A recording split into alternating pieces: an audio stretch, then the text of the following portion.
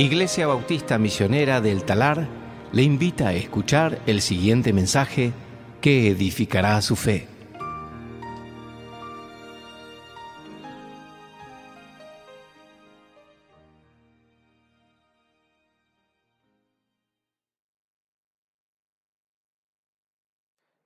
Bien, abrimos nuestras Biblias a Nehemías capítulo 2.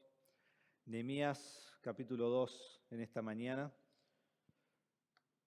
Continuando lo que comenzamos el domingo pasado, en Nehemías capítulo 1. Mientras van allí a Nehemías capítulo 2, recordamos lo que está pasando ya cuando llegamos a este capítulo. Es muy importante ver, leer, estudiar y entender capítulo 1 al llegar a capítulo 2, si no, no sabemos lo que está ocurriendo, entonces vamos a recordar un poquito. Nehemías está en la ciudad de Susa, 360 kilómetros al este de Babilonia. Es de allí a donde va a ir él a Jerusalén. Él es el copero del rey, él es siervo del rey, podríamos llamarlo esclavo del rey, es la palabra que él usa, Ebed. Y cuando comienza el libro, él es informado acerca de una crisis que está ocurriendo en Jerusalén. Los muros están derrumbados, la puerta está quemada, Jerusalén está sin seguridad. Y cuando él escucha acerca de esto en versículo 3, vemos su respuesta en capítulo 1, versículo 4, y su oración en versículos 5 al 11. ¿Cómo es que responde Nehemías ante Dios?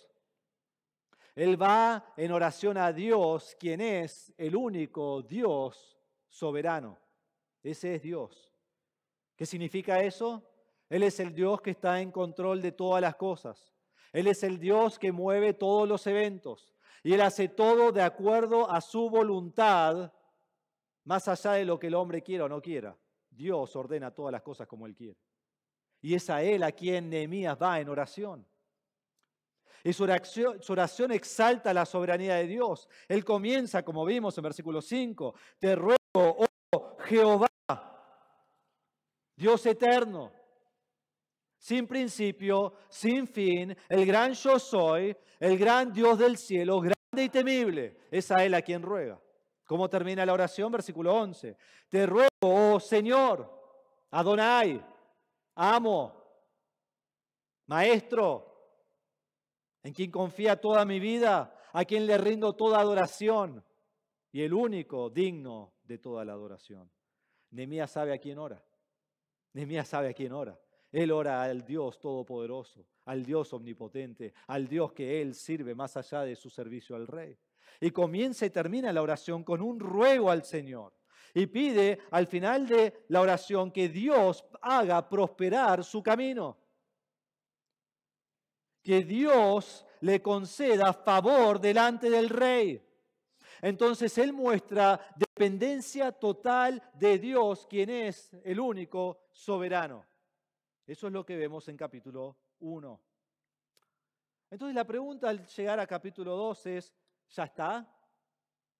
¿Ha hecho su trabajo? ¿Su trabajo termina ahí? Él confía en el Dios soberano. ¿Ahora puede ser indiferente a la obra? Él demuestra que confía totalmente en Dios. Ya oró, ya exaltó a Dios, ya pidió por su favor ante el rey para hacer la labor que Dios quiere hacer. ¿Qué debe hacer ahora? Bueno, eso es lo que vamos a ver en capítulo 2. Y vamos a ver que servir a un Dios soberano no me hace indiferente a la obra. No me hace indiferente a la obra. Sino que servir a un Dios soberano lo que hace es revoluciona mi mente completamente para que yo dé mi vida en servicio al Señor. Eso es lo que hace servir a un Dios soberano. En capítulo 1 demostró allí el autor el concepto que Nehemías tiene de Dios. ¿Y cuál es? Dios es alto y sublime. Dios es majestuoso. Dios es el Dios que gobierna todo el universo. Ese es Dios, el Dios soberano. Y en capítulo 2 vemos que el autor destaca su acción basado en lo que cree. Esto es lo que creo de Dios, entonces esta es la forma en la cual yo actúo. Entonces vemos la acción basada en lo que él cree acerca de Dios. Entonces les pregunto, ¿qué acción toma uno que cree que Dios es soberano? ¿Cuál es su acción? ¿Cuál es su forma de vivir? ¿Cuál es su forma de servir? Creer que Dios es soberano revoluciona mi mente, mi voluntad y mis acciones. Y esta es la realidad de Nehemías capítulo 2. Y quiero que veamos que como creyente es el Dios soberano a quien servís. Como creyente es el Dios soberano a quien servís. Y vamos a ver hoy 3 resoluciones de servir al Dios soberano.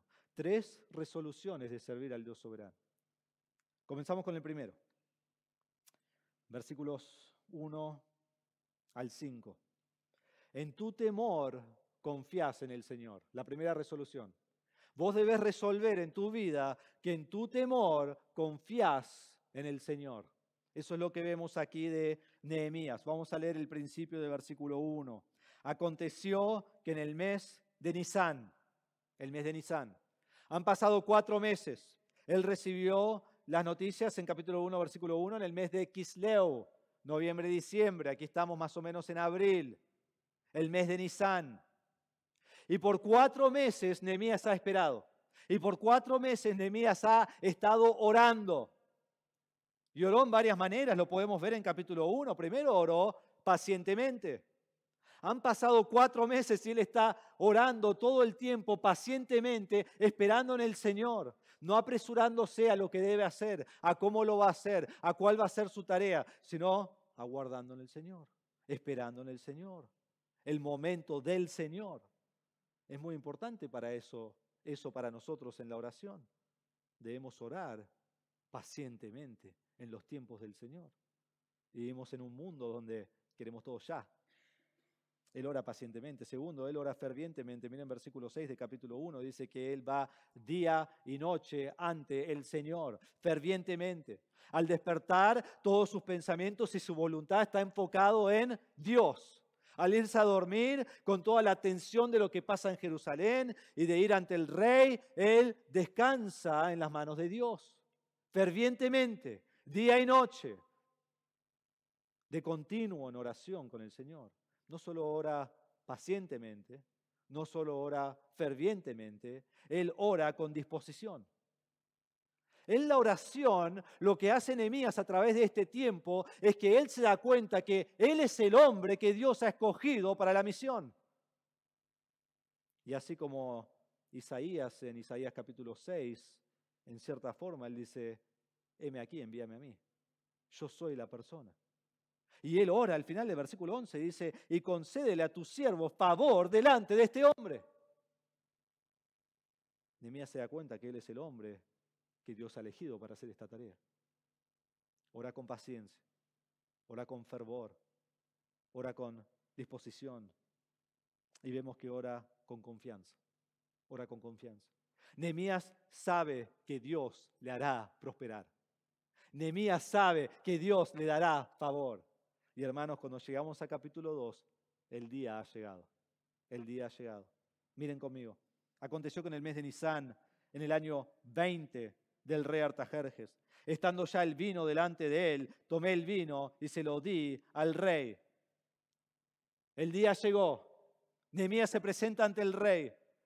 En cierta manera es como cualquier otro día. Toma el vino, prueba el vino, ve que no está envenenado, se lo da al rey para que el rey lo tome. Pero en otro sentido no es como cualquier otro día. Este es el día. Este es el día que Dios lo preparó a Nehemías toda su vida para que él vaya y se presente delante del rey.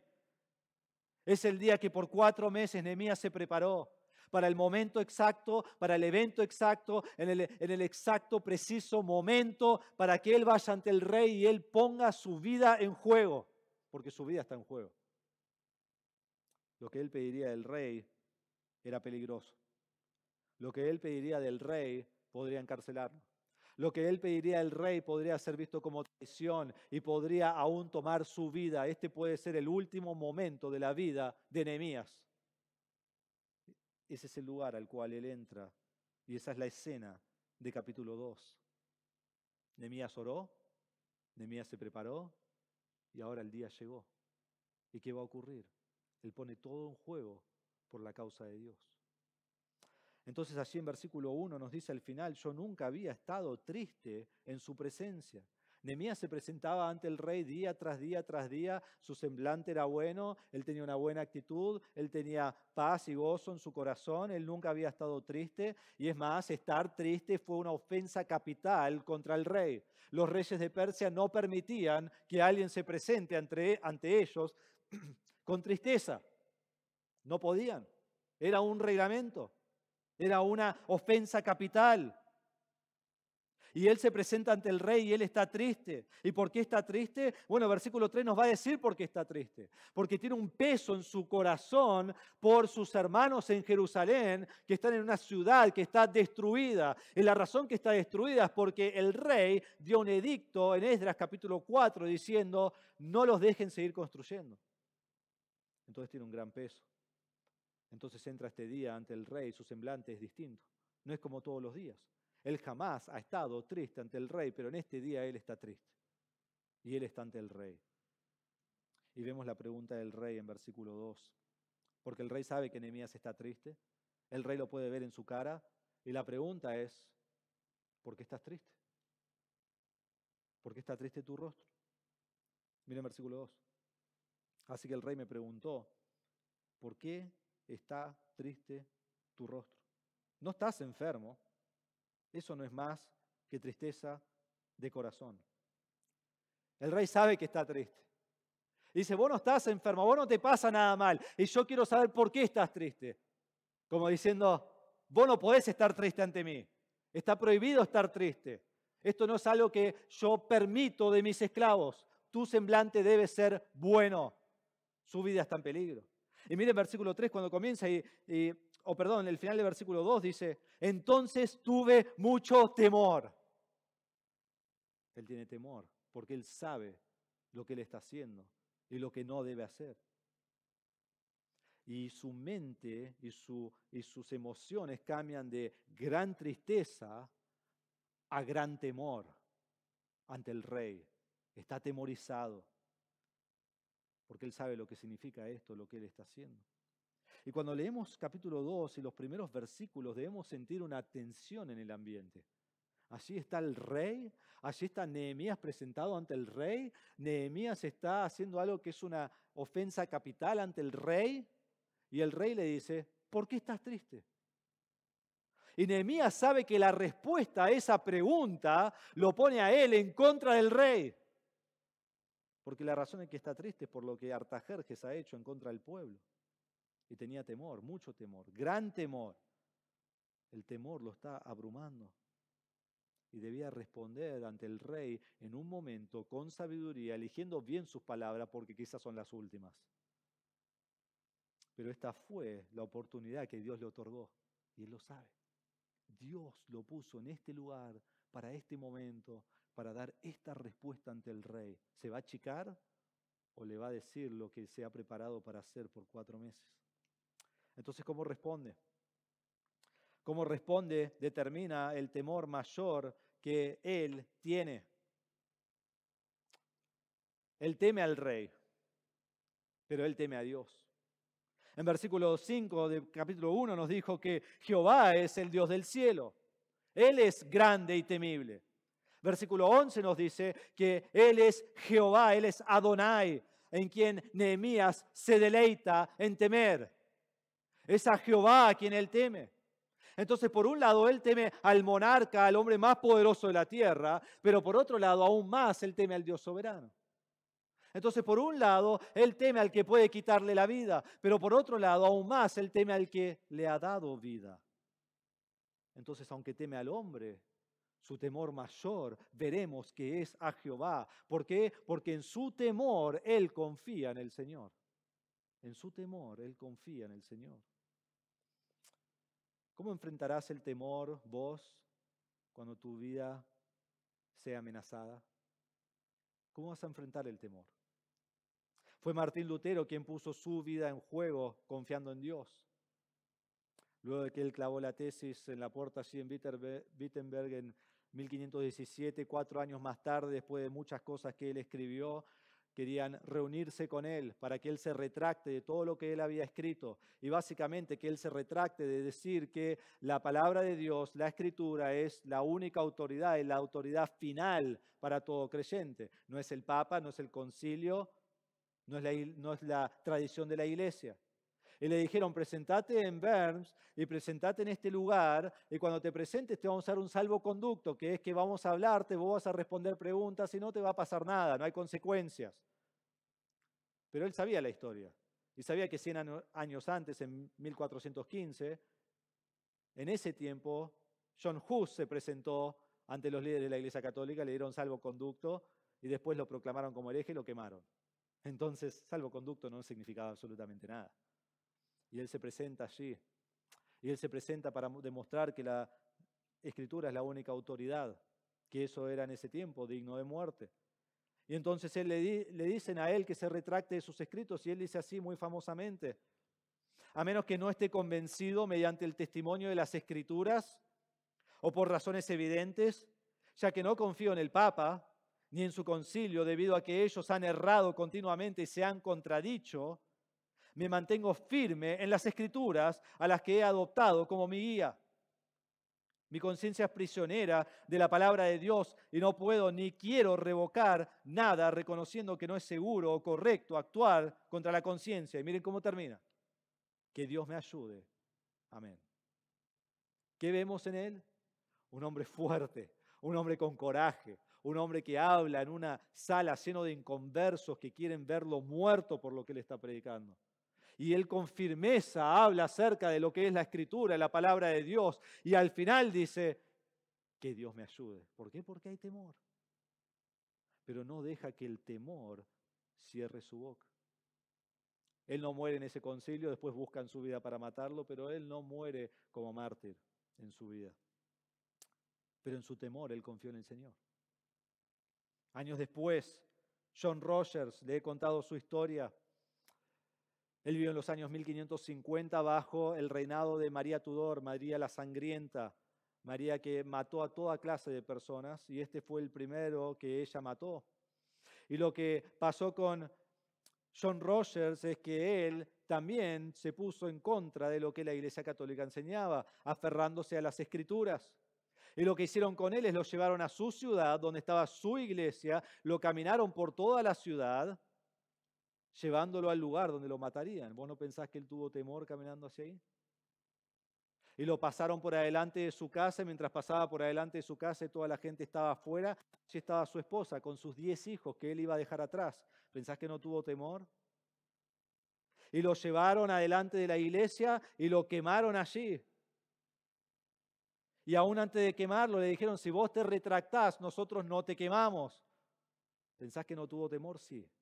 Pero su temor mayor fue Dios, porque en su temor él confió en el Señor. Y sea que el Señor tenga misericordia sobre tu vida o el Señor te deje morir por él, en tu temor confía en el Señor. Y aquí en Nehemías no sabemos todavía lo que va a suceder, pero vemos que es un hombre que en su temor confía en el Señor. ¿Es tu temor de Dios más grande que tu temor del hombre? La resolución de servir al Dios soberano es que en tu temor confías en el Señor. Entonces, ¿cómo enfrentás el temor en tu vida? ¿Te achicás o pones en juego tu vida por el Señor? Hermanos, vienen días en que eso va a ser una realidad. No estamos muy lejos. La respuesta de Nehemías en versículo 3 dice, y dije al rey, viva para siempre el rey. ¿Cómo no ha de estar triste mi rostro cuando la ciudad, lugar de los sepulcros de mis padres, está desolada y sus puertas han sido consumidas por el fuego? Primero comienza de manera muy sabia y dice, viva para siempre el rey, porque el rey podía pensar que él está haciendo un complot en contra de mí. Los reyes siempre estaban pensando en las amenazas de la gente de asesinarlos. ¿Y quién mejor que asesinarte que el copero, no? Era muy fácil. Entonces él dice, viva para siempre el rey. Y luego le dice, ¿cómo no voy a estar triste? Yo soy judío, mi tierra está desolada, las puertas están prendidas a fuego, los muros están destruidos, la ciudad no tiene protección, la ciudad no tiene seguridad, estoy triste. Y lo que le está diciendo es, vos sos la causa de esta tristeza. Vos sos la causa de este desastre. Gracias, Nehemías, por tus últimas palabras. La tensión escala. Miren versículo 4. Entonces el rey me dijo, ¿qué es lo que pides? ¿Qué estás diciendo? ¿Cuál es tu solución? ¿Dijiste lo que yo creo que dijiste? ¿Qué es lo que vos querés? Te dejo hablar por última vez. Y antes de que Nehemías responda en versículo 4, miren esta frase, así que oré al Dios del cielo. Él ora a Dios. Ahora, no es que se toma un tiempo, rey, perdóname, y se pone a orar, y se pone de rodillas y se tira al suelo y ora ante el rey a su Dios. No es que han pasado varios minutos y el rey está como, ¿me va a responder o qué va a pasar? No, en un instante, en un momento, él va a Dios en oración. Nehemías ha orado a Dios por 4 meses, Nehemías se ha preparado en este momento por 4 meses, pero el momento es tenso, el momento es difícil, el momento trae mucho temor y antes de que él responde, él vuelve en un momento rápidamente, en una oración sencilla, silenciosa, pero vital y urgente, él va ante el Dios del cielo que está a cargo de todo. Y él busca sus fuerzas en Dios y él depende de Dios. Quizás oró como Lutero, Señor, ayúdame. Quizás solo dijo, dame las palabras para hablar o dame coraje. No sabemos, pero vemos que él pone su confianza en Dios. En el momento que él tiene que hablar, poniendo su vida en juego, él va rápidamente, en un segundo, en oración a Dios. Por 4 meses él oró y por 4 meses Dios dijo, todavía no es el momento, pero ahora ora y Dios instantáneamente le da la respuesta a la oración. Miren versículo 5. Y respondía el rey. Si le place al rey y si su siervo ha hallado gracia delante de usted, envíeme a Judá, a la ciudad de los sepulcros de mis padres, para que yo la reedifique. Dice, si le place al rey, si ha hallado gracia ante tus ojos, que fue lo que él oró al Señor y pidió, y le hace un pedido que va directamente en contra al edicto del rey. El edicto del rey fue, paren la obra, no pueden trabajar más. Y él está pidiendo que yo vaya a reedificar la obra, donde el rey tiene que tragar su propio orgullo y decir, bueno, ahora he cambiado de opinión. Fue una petición extravagante, pero en su temor confió en el Señor. ¿Vos confías en el Señor con el temor se apodera de ti? Quizás tenemos temor a la muerte, quizás tenemos temor a la economía y lo que va a pasar, quizás tenemos temor a una tercera guerra mundial, prendés el noticiero por 5 minutos y decís, acá morimos todos. Quizás tenés temor de tus hijos, de lo que va a pasar con ellos en el futuro, de cómo van a ser cuando ellos crezcan. Tenés temor de tu familia. Quizás tenés temor de perder la libertad de culto que el Señor nos da y cómo vamos a ser entregados a la muerte por Cristo y eso te trae temor. El creyente que sirve al Dios soberano resuelve que en su temor confiará en el Señor. Debo confiar en el Señor. ¿Estás dispuesto a poner tu vida en juego por la causa del Señor? La acción del creyente es determinada por su confianza en el Señor y no su temor del hombre. La primera resolución, resolvé servir al Dios soberano. Lo primero que vemos es que en tu temor confías en el Señor. Segunda resolución de servir a un Dios soberano es que en tu confianza en el Señor te esforzás en la obra. En tu confianza en el Señor te esforzás en la obra.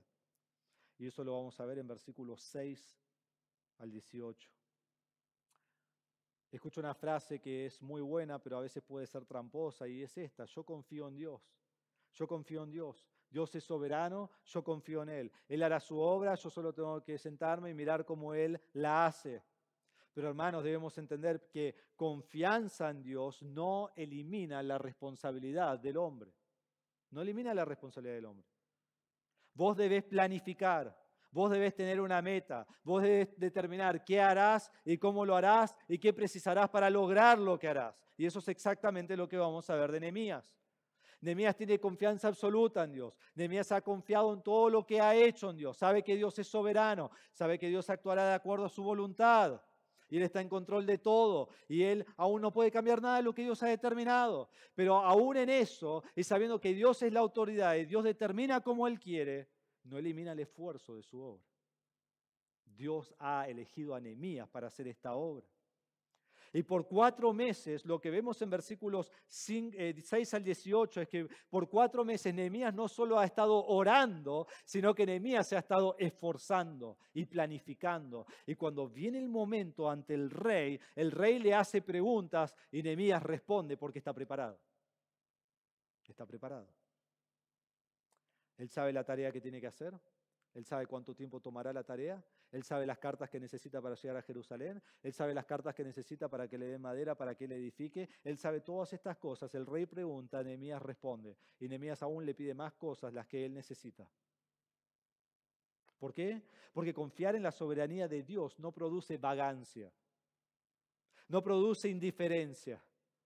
No produce postergar el trabajo. Señor, estoy orando y han sido meses. El día que conteste me comienzo a preparar. ¿Cuántas veces hacemos eso?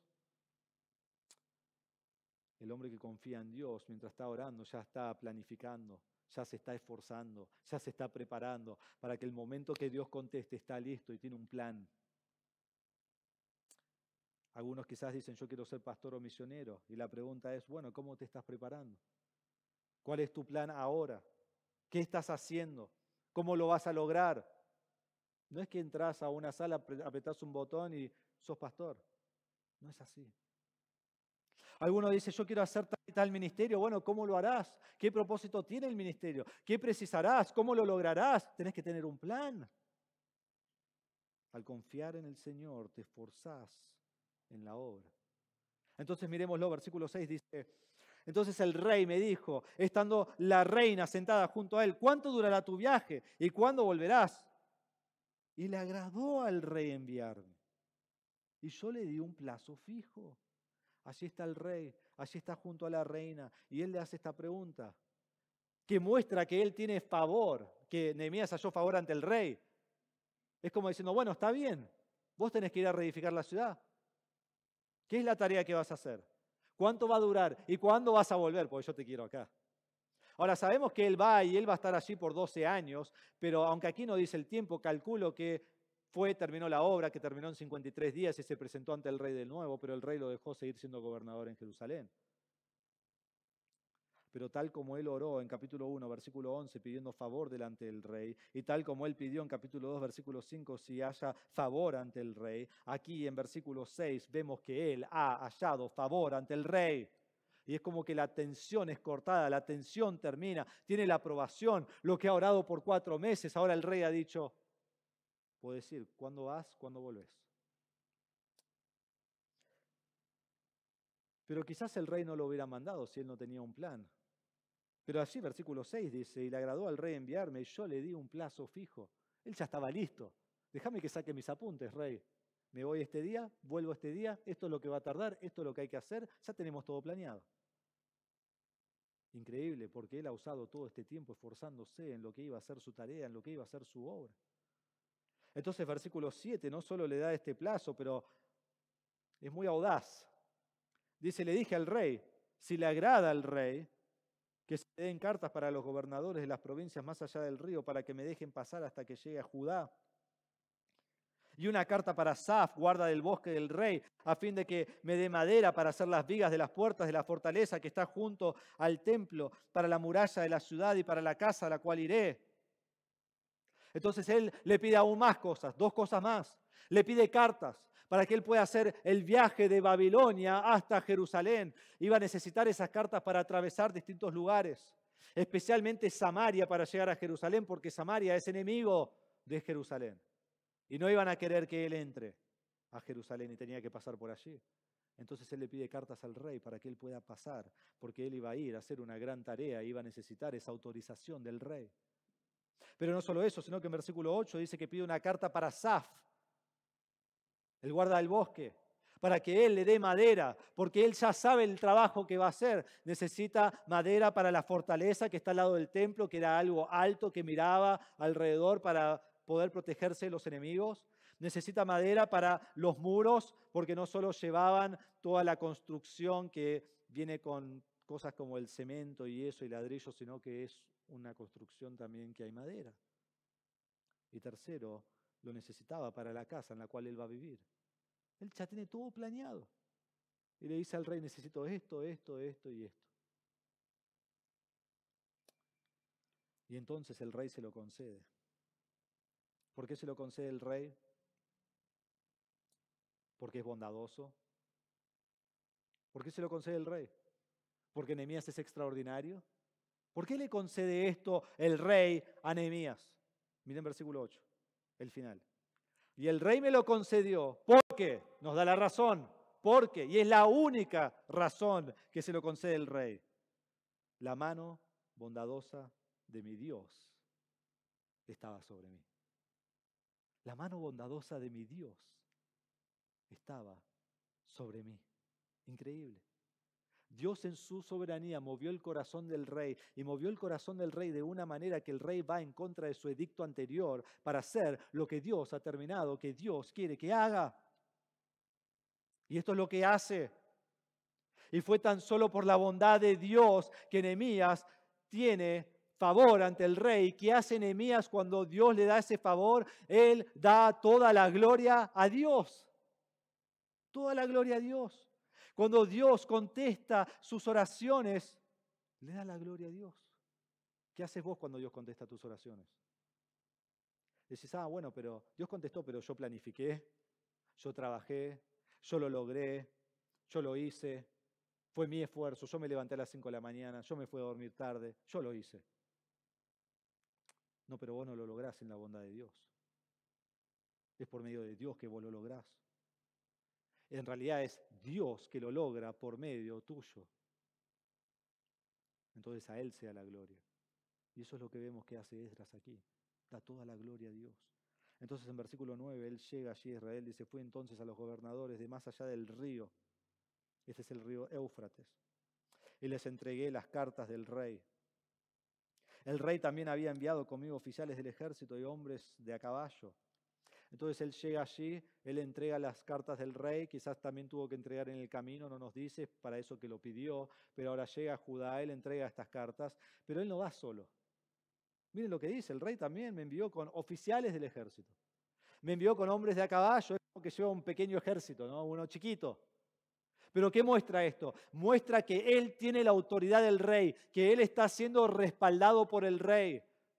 Entonces cuando él entra, todos saben que el rey lo ha enviado. Y eso va a ser muy fuerte para lo que ellos quieren lograr y quiénes son sus enemigos.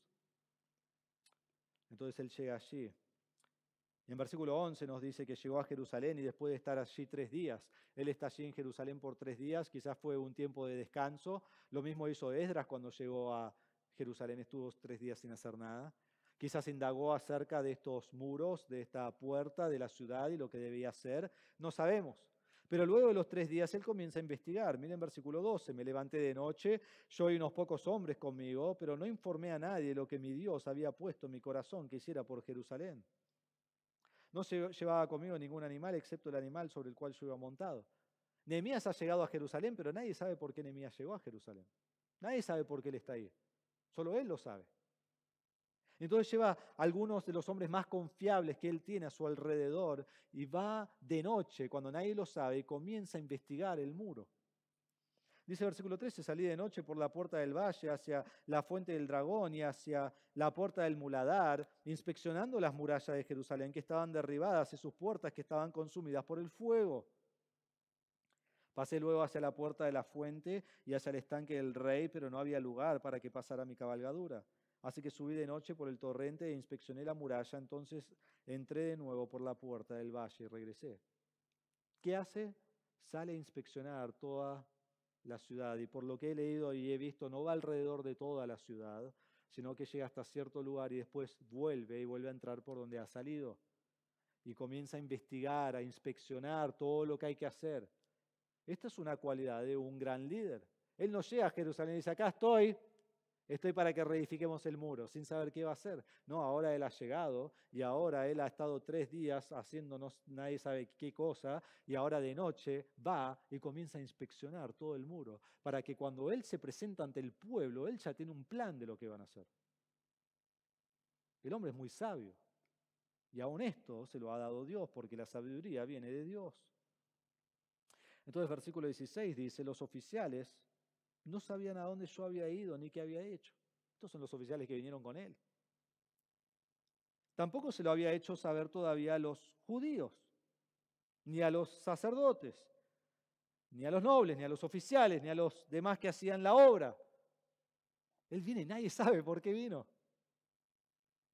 Y vamos a ver en un momento por qué fue tan sabio eso, porque en el momento que él lo dice, siempre hay un infiltrado y eso lo lleva a los enemigos y los enemigos se le ponen en contra. Entonces él quiere saber exactamente lo que él tiene que hacer antes de que los enemigos vengan a atacarlo. Entonces él no quiere revelar su plan hasta que él tiene un plan y es exactamente lo que hace. Luego de que pasa esto y de que está allí a la noche, llegamos a versículos 17 y 18 y vemos el plan que él tiene y el plan que él le revela a los judíos. Y dice, entonces les dije, ustedes ven la mala situación en la que estamos, que Jerusalén está desolada y sus puertas quemadas a fuego. Vengan. Reedifiquemos la muralla de Jerusalén para que no seamos más motivo de burla. Ahora él se presenta, no sabemos exactamente a quién, parece el pueblo o los líderes del pueblo o alguien importante, pero se presenta ante judíos y les dice, ustedes ven el estado de la ciudad. Yo no les tengo que decir nada, no les tengo que explicar que las murallas están tiradas, que las puertas están quemadas a fuego. Ustedes lo están viviendo, ustedes lo están viendo, saben lo que está ocurriendo. La ciudad está en ruinas, está en ruinas. Pero esto termina ahora, esto termina ahora. Tenemos que reedificar esta ciudad. Tenemos que poner protección alrededor de Jerusalén. ¿Y por qué lo dice? Y es muy interesante, por lo que vamos a ver después, las dos razones que Nehemías da para reedificar el muro. Y esto viene directamente de la mano soberana de Dios. Y él les dice, la primera razón, dice, vengan, reedifiquemos la muralla de Jerusalén, versículo 17, para que no seamos más motivo de burla. Desde el momento que Babilonia destruyó la ciudad y Babilonia los llevó cautivos, Jerusalén ha sido una burla. Los judíos han sido una burla. El Dios de Jerusalén ha sido una burla. Todos se han burlado de ellos. Todos se han reído de ellos, todos los han despreciado, a todos les ha encantado, se han regocijado en el mal de Jerusalén. Y como pueblo están cansados. Como pueblo eso te desanima. Son la burla de las naciones, son la burla de los enemigos a su alrededor, son la burla de todos. Y entonces Nehemías usa esto para motivarlos. Dice, reedifiquemos y ya no vamos a hacer la burla del mundo. Entonces, vemos que esa es la primera razón. La segunda razón vemos que dice en versículo 18, les conté cómo la mano de mi Dios había sido bondadosa conmigo. Imagínate, aquí llega Nehemías. Vos no estás esperando a Nehemías, vos no sabés que viene Nehemías. Nehemías vino, vos no sabés por qué. Pensás que algo lindo va a pasar, pero no sabes qué es. Y les comienza a contar la historia. Hace 4 meses yo me enteré de lo que estaba pasando y por 4 meses yo oré y pedí a Dios una oportunidad y le pedí a Dios que me dé favor ante el rey, pedí a Dios que yo halle gracia ante el rey y luego de 4 meses yo me presenté ante el rey y el rey me preguntó así, mi vida estaba en juego, mi vida estaba en peligro, yo tenía temor, yo oré a Dios y luego contesté al rey y hallé favor ante el rey. Y Dios ahora me ha enviado aquí por medio de su mano bondadosa, para que yo venga ante ustedes y nosotros edifiquemos juntos el muro y reedifiquemos esta ciudad. Entonces vemos que la mano bondadosa está sobre Nehemías y ahora al contarle esto les muestra que la mano bondadosa está sobre el pueblo. Y luego de que habla de todo lo que Dios ha dicho y que Dios es el que estaba a cargo y que Dios es el que movió todo, miren lo que dice versículo 18. Y también las palabras que el rey me había dicho. No solo les conté cómo Dios movió todas las cosas para que esto suceda, pero también quiero que sepan Acá tengo cartas del rey. El rey dice, reedifiquen la ciudad. Qué hermoso, cómo habrá levantado su ánimo, el ánimo del pueblo, diciendo, Dios está con nosotros. El rey está de nuestro lado. Esto es la mano bondadosa de Dios. Y miren, no le tiene que decir más nada. Dice, entonces dijeron, ¿quiénes? Ellos, los que escucharon, los que oyeron a Nehemías, levantémonos, edifiquemos. Esas eran sus palabras. Son las únicas palabras del pueblo en todo el capítulo. Son las únicas palabras del pueblo desde que ha comenzado el libro. Y sus palabras son, vamos a levantarnos y vamos a edificar. Dios está con nosotros, Dios ha puesto al rey de nuestro lado, es hora de que edifiquemos. No podemos dejar más la ciudad así. Entonces el autor dice, y esforzaron sus manos en la buena obra. Notan que en versículo 8 dice que la mano bondadosa de mi Dios estaba sobre mí. En versículo 18 dice,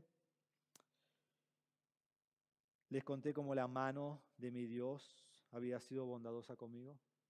La mano bondadosa de Dios está sobre Nehemías, la mano bondadosa de Dios está sobre el pueblo, y ahora cuando el pueblo responde, miren lo que ellos hacen, esforzaron sus manos en la obra. Cuando la mano de Dios está sobre nosotros, Dios nos llama a esforzar nuestras manos en su obra. Eso es lo que ellos hacen. Con esfuerzo se levantan. Con esfuerzo dicen, nos vamos a levantar, vamos a edificar, vamos a usar nuestras manos para servir a nuestro Dios bondadoso cuya mano está sobre nosotros. Y se esfuerzan en la obra. Hermano, ¿cómo servís vos al Dios soberano? ¿Cómo servís vos al Dios soberano? No debe ser de manera indiferente. No debemos servir sin ganas. No debemos servir esperando que otro lo haga. Decimos, hay algo para hacer bueno, pero yo sé que tal lo va a hacer porque él siempre lo hace. Esa fe, yo no lo tengo que hacer. No lo hacemos con el más mínimo esfuerzo. Manos a la obra. Esforcémonos en la obra. Sacrifiquémonos en la obra. Sacrifiquemos de nuestro tiempo. Sacrifiquemos de nuestros hobbies. Sacrifiquemos de lo que nos gusta hacer para la obra del Señor. Y tomá fuerzas. Levantate y andá hacia adelante y trabajá. Y cuando te fatigás, seguí. ¿Por qué? Porque la obra de Dios no es para el débil. No es para el débil.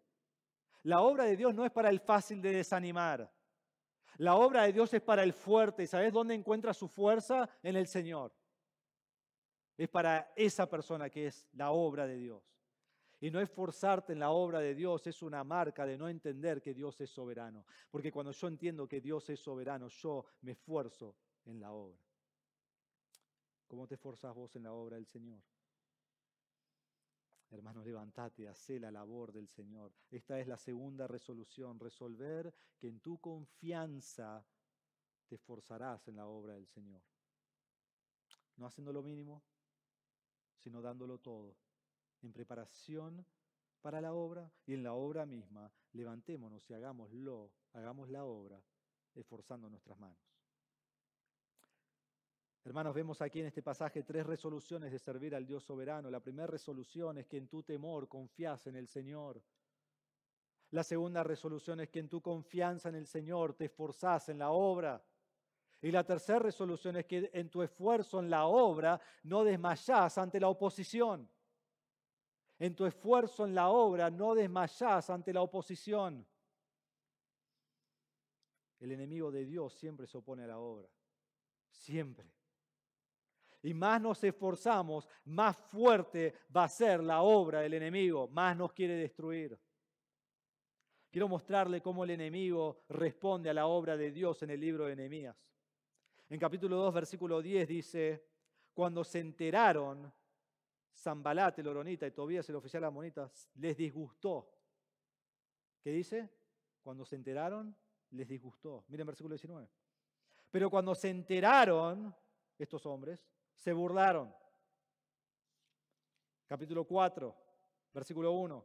Cuando Sanbalat se enteró, se enfureció y se enojó. Capítulo 6, versículo 1. Cuando se les informó a estos hombres, nos va a mostrar que están enojados, comienzan a amenazar. Capítulo 5, versículo 15, cuando se les informó que la muralla había sido terminada, el versículo 16 dice, cuando se enteraron todos nuestros enemigos, tuvieron desánimo.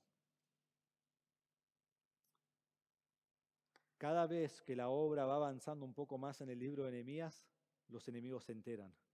Y cuando los enemigos se enteran, su mala obra contra el pueblo va escalando.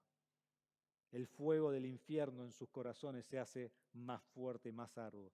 Y cada vez que Dios va avanzando la obra, va cayendo nafta sobre su fuego y se va prendiendo más fuerte. Porque el enemigo aborrece la obra de Dios.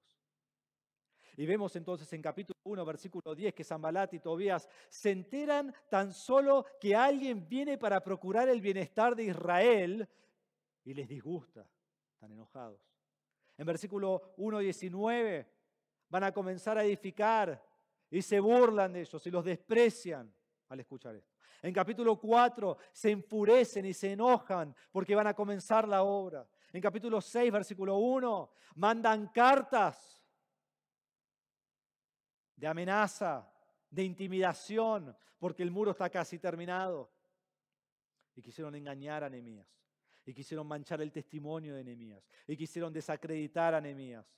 Y en versículo 15, capítulo 6, cuando la muralla es terminada, todos los enemigos se desanimaron. Y Tobías dice que continuó atemorizando a Nehemías con amenazas.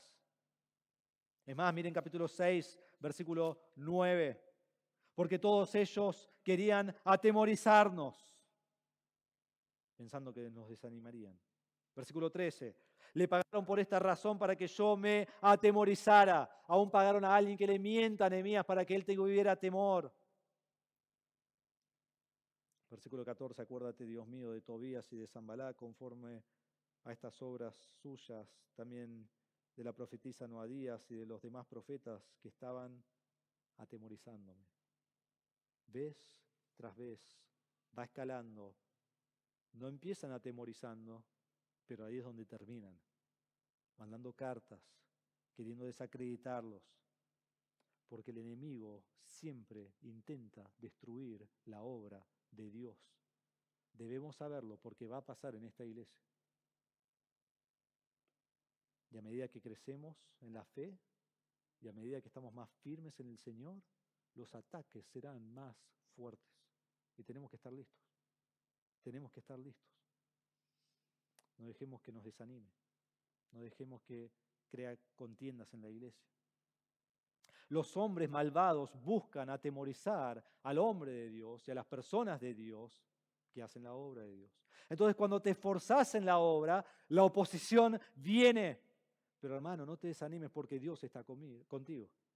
Y Dios hará prosperar a su siervo. Y Dios edifica la iglesia. Y aún las puertas del Hades no prevalecen contra ella.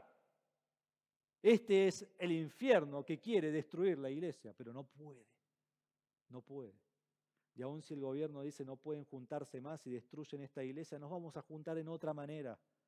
Porque la iglesia no es el edificio, la iglesia son los hermanos. Nadie puede destruir la iglesia.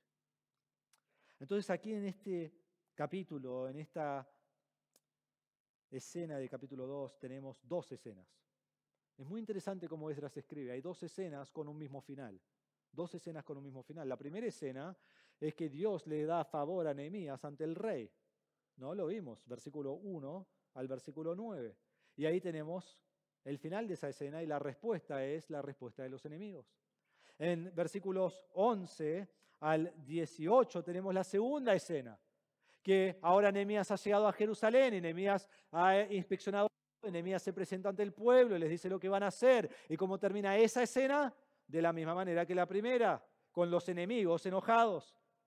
Y me encantaría predicar todo el día y mostrarles las otras escenas, pero en capítulo 3 comienzan a construir. Y cuando están construyendo, ¿cómo termina esa escena? Al final demostrar de cómo todos están trabajando en la obra del Señor. Capítulo 4 comienza diciendo cómo los enemigos se le ponen en contra. Y cuando ocurre capítulo 6 y siguen arreglando problemas internos que habían y que la muralla está casi terminada, vienen los enemigos. Y cuando en capítulo 6, versículo 15 terminan el muro, vienen los enemigos. Cada escena que termina en los primeros 6 capítulos de Nehemías, siempre aparecen los enemigos. Y con más fuerza, y con más furor, y con más odio. Entonces anda a casa y lee capítulo 2 al capítulo 6 para poder sentir lo que está pasando con el pueblo. Y hermanos, esto no es de sorprenderse porque el diablo siempre ha estado en contra de Dios desde el principio. Y él está en contra de su pueblo, y él está en contra de su iglesia, y él está en contra de sus hijos, entonces está en contra tuyo y está en contra mío. ¿Y qué hace el diablo? Como león rugiente busca a quién devorar. Y aquí tenemos un ejemplo en acción del león rugiente buscando destruir al pueblo. ¿Quiénes son estos enemigos de Israel? ¿Quiénes son los enemigos de Israel? Aquí tenemos a Jerusalén. Es allí donde Nehemías está. Es allí donde Dios lo ha mandado para edificar la ciudad de Jerusalén nuevamente. Y menciona aquí en versículo 10 cuando se enteraron Sanbalat el horonita. El primer enemigo que vemos aquí es Sanbalat. Sanbalat, hay un papiro antiguo, muy antiguo, que muestra que Sanbalat era el gobernador de Samaria. Sanbalat no es un cualquiera de cualquier ciudad, no, él es el gobernador de Samaria. Samaria está al norte de Israel, Samaria odia a Israel. Es muy probable que Samaria fue quien hizo que pararan la obra en Esdras capítulo 4. Es casi la única respuesta que podemos encontrar a Esdras 4. Entonces, al norte tiene a Samaria, que odia a Israel, odia a Jerusalén, y tiene a el gobernador de esa ciudad en contra de Nehemías. Sigue versículo 10. Y Tobías, el oficial amonita. Hay dos posibilidades acá. Puede ser que él es un siervo de Sanbalat, esa es una posibilidad. Más probable es que él fue el gobernador de Amón. El gobernador de Amón. Y si es así, entonces al norte tenemos el gobernador de Samaria, que odia a Israel, quiere destruir a Israel. Al este o noreste tenemos el gobernador de Amón, Tobías, que odia a Israel, que es poderoso y que quiere destruir a Israel. Y en versículo 19 se nos presenta un hombre más. No solo dice, pero cuando se enteraron Sanbalat el horonita y Tobías el oficial amonita, dice, y Gesem el árabe. Gesem es el más poderoso de los tres, un hombre muy poderoso, un hombre que aún podía rebelarse ante el rey de Persia en cualquier momento. Y él domina sobre Moab, sobre Edom y sobre el sur, yendo a Egipto. Es el hombre más poderoso de todos los enemigos que ellos tienen. ¿Notan algo acá? Por eso puse el mapa. ¿A dónde puede ir Israel? Están rodeados de sus enemigos, al norte, al este, al sur. Y al oeste tienen el mar. Están rodeados, no tienen a dónde ir. Y no son enemigos así nomás, son enemigos poderosos, muy poderosos. Y los tres gobernadores de estos lugares están unidos, unen sus fuerzas con odio contra Jerusalén y harán todo lo posible para parar la obra, para frenar la obra. Esta maldad es tan poderosa, esta maldad que es tan poderosa viene de Satanás mismo. Y él usa a estos hombres poderosos, eficaces, con hostilidad, con odio, que están totalmente en contra de Dios para buscar destruir al pueblo. No edifiquen, y cuando no edifiquen, después los vamos a consumir a ustedes también. ¿Sería natural que el pueblo esté tenso? ¿Sería natural que el pueblo esté nervioso? ¿Que el pueblo sea propenso a dejar la obra? ¿Que el pueblo se desanime? Sí, Dios está de mi lado, pero Nehemías, ¿estás viendo todo lo que yo estoy viendo? Nos van a matar. El momento que pongamos un ladrillo nos van a matar, nos van a destruir. Y miren versículo 19. Porque aquí vemos en acción la soberanía de Dios. Es increíble. Esto es absolutamente increíble. Y no lo notas a menos que pares a leer versículos 17 y 18 y después versículo 19 con atención. Los enemigos usan dos tácticas para detener la obra. Dos tácticas para detener la obra. ¿La primera cuál es? Díganme ustedes, ¿cuál es la primera que usan? Se burlaron. Se burlaron de nosotros y nos despreciaron y dijeron, ¿qué es esto que están haciendo? Se burlaron. Los despreciaron, los desecharon. Con desánimo para que no terminaran la obra. Ustedes son insignificantes. Ustedes nunca van a poder terminar. ¿Se acuerdan la otra vez que quisieron comenzar? No pudieron. Están acá hace 140 años desde que Babilonia los destruyó y no han podido volver a reedificar. No lo van a poder hacer. Son un chiste y van a ser un chiste por el resto de sus vidas. No van a poder hacer nada. Y no solo se burlan, pero segundo, los intimidan. ¿Qué dicen? ¿Se están rebelando contra el rey? Tan solo escuchar la palabra rebeldía te llamaría la atención y te daría temor. Porque recuerdan la semana pasada cuando vimos Esdras capítulo 4, la razón que ellos tuvieron que dejar la obra es porque los enemigos mintieron y dijeron al rey, esta ciudad es rebelde y esta ciudad se va a rebelar contra ti. Y el rey dijo, es verdad, son rebeldes, tengo que parar esa obra. Y ahora ellos comienzan a edificar y se burlan de ellos, un pueblo que ha sido la burla de todos. Y también le dicen, ustedes se rebelan contra el rey.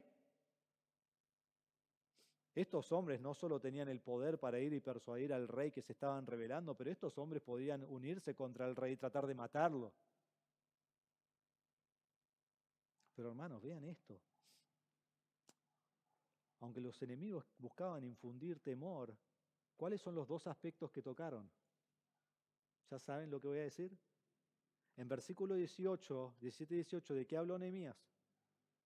La burla y que Dios y el rey estaban de su lado. ¿Ven la soberanía de Dios en esto? Las palabras que Dios puso en la boca de Nehemías era acerca de lo que serían los dos ataques del enemigo. Cuando el enemigo los ataca diciéndoles y burlándose de ellos y amenazando a ellos, ellos dicen, no, pero estamos edificando para que ya no nos burlen y no, Dios está de nuestro lado y el rey nos mandó con todas estas cartas. ¿No se tienen algo más?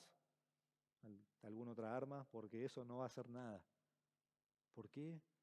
Porque Dios muchas veces permite que el enemigo ataque donde yo soy más fuerte. Es increíble eso, pero es lo que vemos aquí en este pasaje. Y ellos están en contra de Dios y les va a salir mal. Entonces Nehemías responde, ¿qué hubieras respondido vos a esto? No, el rey nos dio la autoridad. El rey nos dejó que nosotros edificáramos. Ni siquiera menciona el rey. Dice, el Dios del cielo nos dará éxito. Por tanto, nosotros sus siervos nos levantaremos y edificaremos. Pero ustedes no tienen parte, ni derecho, ni memorial en Jerusalén. Nehemías no menciona al rey, Nehemías no acude al rey, Nehemías no habla del permiso que tiene del rey que hubiera callado todo lo que estaba ocurriendo.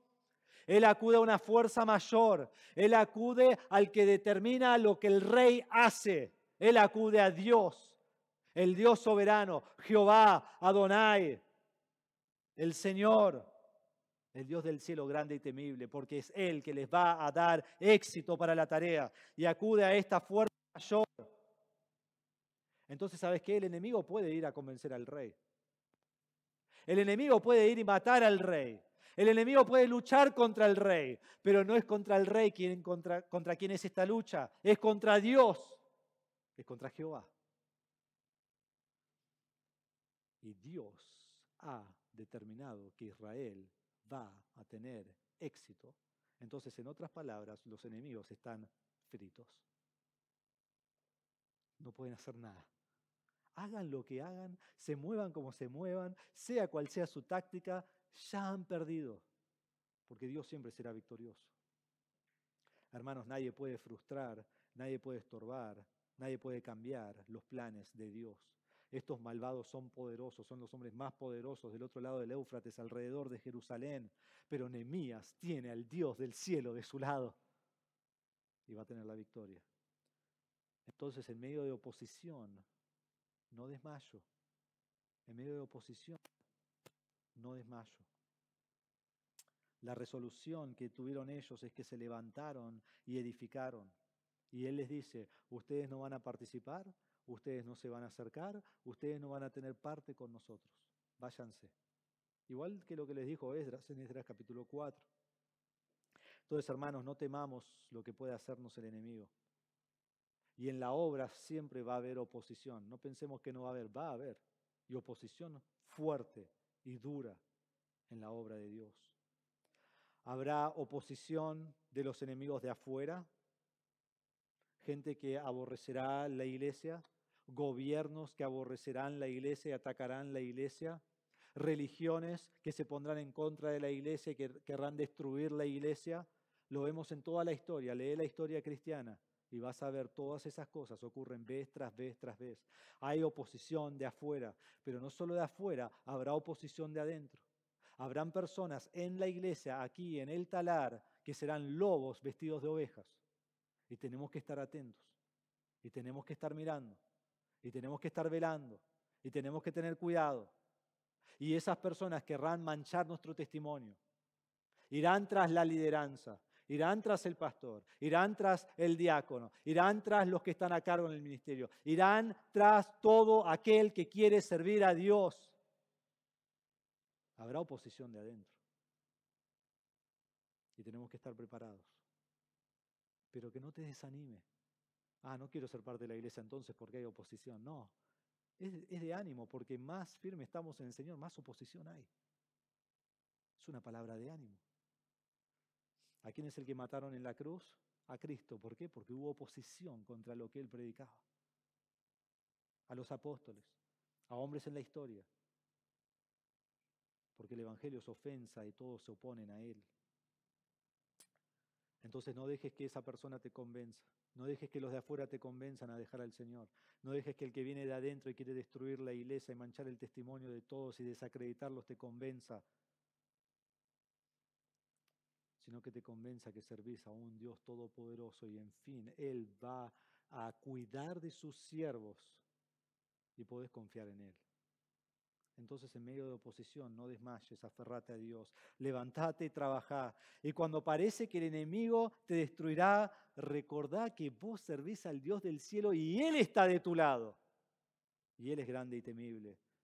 Y Él te dará éxito. Y Él es Jehová Adonai, que está a cargo de todo. Entonces aquí en capítulo 2, hermanos, vemos que Dios es soberano. Y Dios te ha escogido a ti para que vos le sirvas. Te ha escogido a ti para que vos le sirvas. Entonces debes resolver 3 cosas en este mensaje, en esta mañana, en esta reunión. El primero es que en tu temor confiarás en el Señor. En tu temor confiarás en el Señor. No importa lo que tengas que enfrentar, no importa si te parás ante el reino más poderoso, el rey más poderoso, el que puede tomar tu vida. En tu temor confía en el Señor. Hermanos, entendemos lo que esto significa, pero ¿estás dispuesto? Orá al Señor porque cuando llegue el momento debes estar dispuesto. Segundo, en tu confianza en el Señor te esforzarás en la obra. La segunda resolución. En tu confianza en el Señor te esforzarás en la obra. Porque Dios es soberano y porque confías en Él, eso no te da la excusa de decir, no me esfuerzo, no planifico, no hago nada. Dios no hubiera usado a Nehemías si el rey le hubiera dicho que cuándo vas y cuándo volvés. Y no sé, rey, déjame que voy y hago una suma. Y el rey dice, no, anda, mátenlo. Planificá, esforzate. Dios te ha puesto aquí, Dios te ha puesto en el talar, hay una gran obra para hacer. Y necesitamos el esfuerzo de todos. Esta no es la iglesia de una persona, aunque en realidad lo es, de Jesucristo.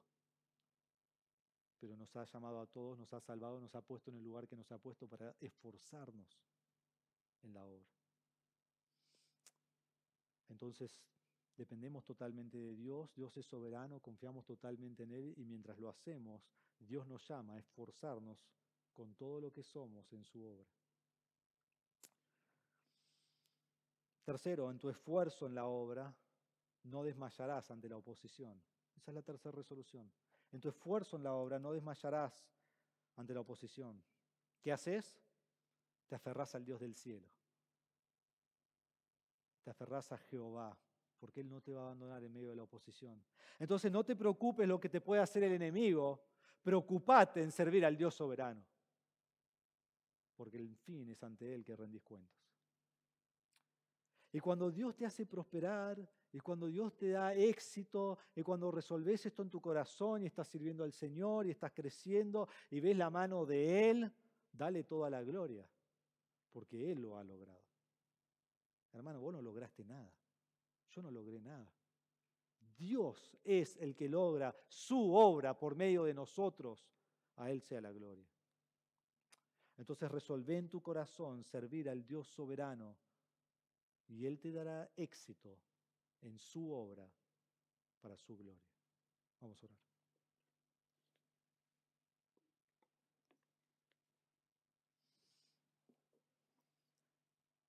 Padre, damos gracias por tu palabra. Damos gracias que tu palabra es poderosa, que tu palabra es viva y eficaz y es más cortante que toda espada de dos filos. Penetra el alma, penetra las coyunturas, llega hasta lo más profundo de nuestro ser. Y te ruego, Señor, Dios nuestro, que hagas eso por tu palabra, con tu palabra, en nosotros en esta mañana. Que al estudiar la palabra y escudriñar la palabra